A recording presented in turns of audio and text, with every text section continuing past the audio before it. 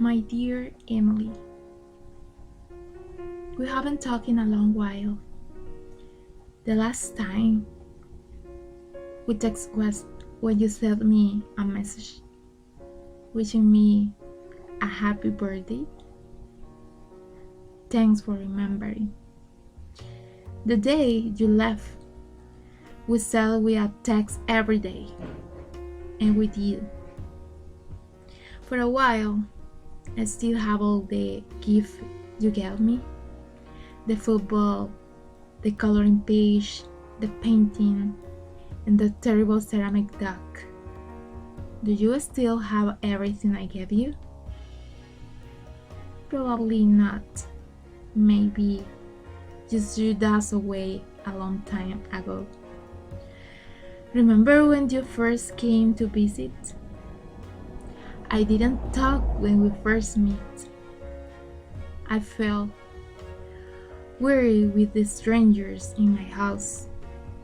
It was the day before Valentine's Day, and we were making chocolate dipped in strawberries when we invited your family over. Then you made me laugh, and after that you always came back. You were my first friend, you know.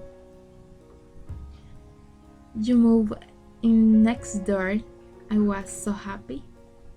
I used to be sort of outcast, and suddenly I have my first best friend.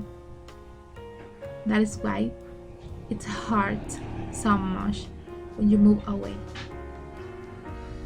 We used to know everything about each other. I miss those days after you left.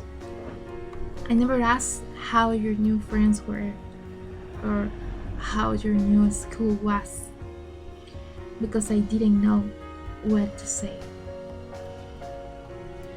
Now I'm here, but I'm missing the times when we went to get frozen yogurt daily, wishing for those times when you came over and we became like sisters. To be honest, I don't really remember why you left. I think it was because your mother had to go somewhere for a better job. I don't really remember why. Just that you were you were next to me crying, red face, when you told me you were going away. And how's your father? You know?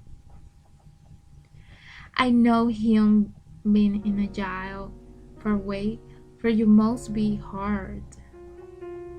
I don't think you have visited him in a while. I'm sorry for that. I'm sorry for many things. I'm sorry I never text you enough. I'm sorry that you left. I'm sorry and I still miss you.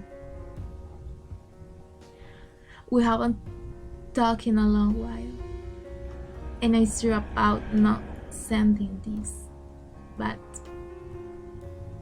we're scared to be friends for life, and I am keeping my promise.